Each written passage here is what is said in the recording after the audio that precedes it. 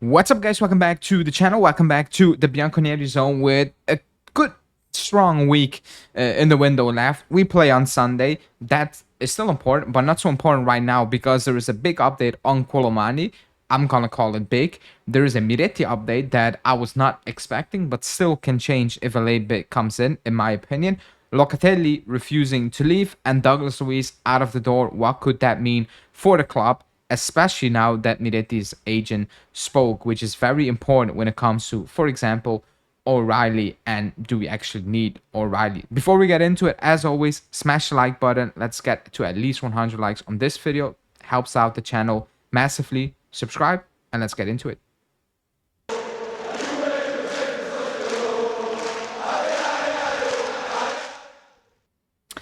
Okay, so let's start off with Kolo Muani.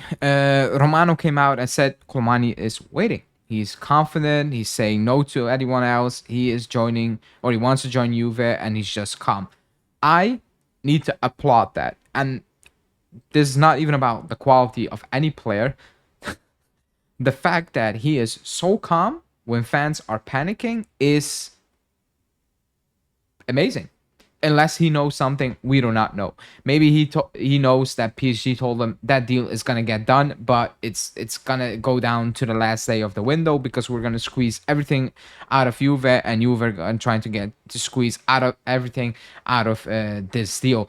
But the news is that he is lowering his wage because he wants to play for Juve. Now that's always a positive when a player wants to play for this club. Fine. But obviously, you also need to have quality because, well, a lot of players want to play for this club, but not for the good reasons, you know. The reasons being they're getting paid a lot of money and they're not needing to do much on the pitch to, you know, be rewarded that money or deserve that money. But when it comes to Kolo Muani, it's good that he wants to be here, that he's calm and he's saying no to everyone up to this point still because he feels good at the club. He was down bad at PSG. Joined us, and how many goals did he score with the Club World Cup? 12 in about, or 10 in as much as starts, I'm assuming, you know. So the output is very, very good. Is he the perfect out and out number 9? No. That's why a lot of fans are like, okay, what is the price? And I'm with everyone when it's like, what is the price? You cannot end up paying 60 million euros for Kolo Muani. That's too much money, and we all need to be honest about that, even if I think a big portion of the fan base likes Kolo Muani, because I do like Kolo Muani. I think he brings a lot to the table.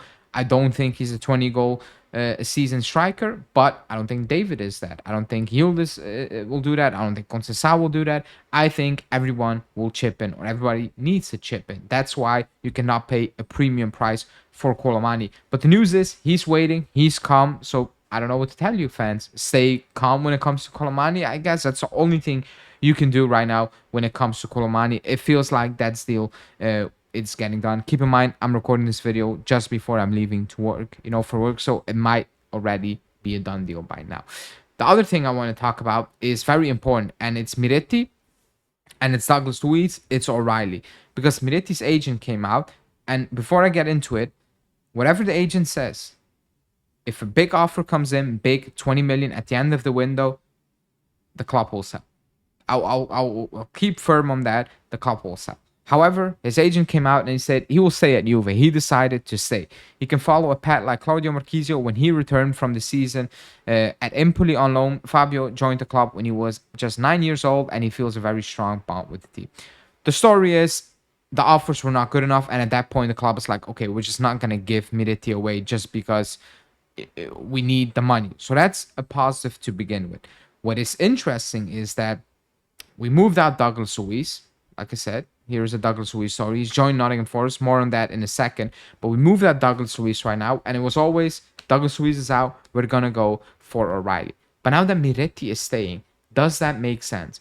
And this is not really about do you think O'Reilly is better? I've not watched enough. Probably is better right now. I will give people that, you know, who do not rate Miretti. But what's the point of keeping Miretti if you bring in O'Reilly for 30 million euros? That means Miretti is not going to play, and you have a player on your hand that it's just not going to be useful. At that point, you accept the 12 million or 14 million Napoli are giving you because you're not going to play Miretti. And what is the point for him, for us, for everyone? So the Miretti news can change a lot of things. And actually, logically speaking, it should change a lot of things because you need help in other positions. It's not going to be Vega because he's going to Villarreal. Like I said a month ago, we're not signing a defender. The club is happy with Kostic, Rugani, Kelly, Cabal coming back, hoping Bremer stays fit, Gatti extended. The club is happy with their back line, which is crazy, but I made peace with that a month ago. This is different. If Miretti stays, position-wise, it doesn't really make sense to bring in Matt O'Reilly when you have other positions that need to be sorted out. So that's interesting. But on Douglas Luiz, he's going to Forest for 32.5 million, 2.5 million for the loan, 30 million euros for the obligation / option. If he plays a certain amount of games, it becomes an obligation. Let's say 10. If he plays 9 games, Nottingham Forest still have that option to activate that before a certain date, probably the end of June, even if he doesn't reach those things. 32.5 million euros. Not a lot of money. I think we should have gotten more from Premier League clubs, but as everyone know, we need to get the wages off the books. Tudor doesn't like him. It's pointless to keep him. Everybody knows that, and they're taking advantage of that, and we are not that good at selling it anyway. So we gave Douglas what he wanted. We're taking a hit on the book right now. Next summer it's gonna look pretty decent, when that money comes in. But for now, it's just getting him off the books. You just need to hope that the amount of games he needs to play for Forest is about 10, and he reaches that very quickly. And we know that money is coming in, and we don't have a scenario where players come back every summer. We've done it over and over and over again. So Douglas Luiz is gone. Let's see if they will go for O'Reilly, but with Miretti potentially staying, I don't know. Shouldn't we do other things? Maybe just buy Zegrova. I'm just saying something, even if Nico stays, for example. The last bit of news is Locatelli, which for some reason I cannot bring up the Locatelli news. Let me check. Let me give it a go. Here we go. Locatelli. Apologies. Loca said no to Al Ali. They came in, offered 35 million euros again. Locatelli said, I do not want to leave Juve. That's when he also posted that picture on social media, on Instagram. He's not leaving. I was not expecting anything else. Why would he leave? He has a lot of money, but it's the end of the window. He doesn't strike me as that player. As a club this late, how are you going to replace him? 35 million. A lot of people will say you will never get that money for Locatelli. I agree 100%. But I don't think we could have replaced him this late in the window with 35 million euros.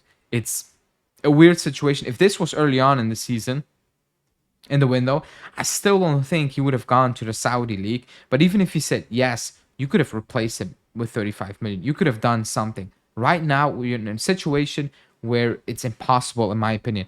I've seen the reports and fans saying, oh, Kolo Muani can do that. Kolo Muani did that one game against Atalanta. What about the other 30 plus games he played bad for us? You cannot base that on one preseason game. So it's too risky. I understand why the club will be eager to say, no, we're not doing it. It makes a lot of sense for the club. It also makes a lot of sense for Locatelli. And I mean, it is what it is. Now, I do have a very late update from Pedula saying that Rabiot offered himself to Chiellini. However, Comoli is pushing to sign O'Reilly. So the Chiellini news, remember the Rabiot news, when people said, oh, don't listen to that news, it's real because it came from good sources. Pedula is also a good source. So like I said, I was wrong. It came from Rabiot's side, but something was about that. I hope Comoli says no, but still, we in for O'Reilly. I'm really confused because at that point, whatever Miretti's agent said, I find it hard to believe what Miretti's agent said. I really find it hard to believe or to take that to the bank and now say, okay, Miretti is definitely staying, because if you're pushing for O'Reilly, Miretti is not going to play a lot of games, and at that point, the club is going to take whatever money they're going to receive from, I don't know, Napoli or any team. In the comment section, let me know what do you think about Loca saying no. What do you think about Kolo Muani being patiently and giving up money to join? What do you think about the Miretti O'Reilly situation? Do we still need to bring in a player or just trust Miretti in that position? All of that, and later tonight we have a call-in show, so if you want to have something to say, you can call in as always, and we will discuss the latest updates during that show. Thanks for watching, and speak to you guys later tonight. Ciao.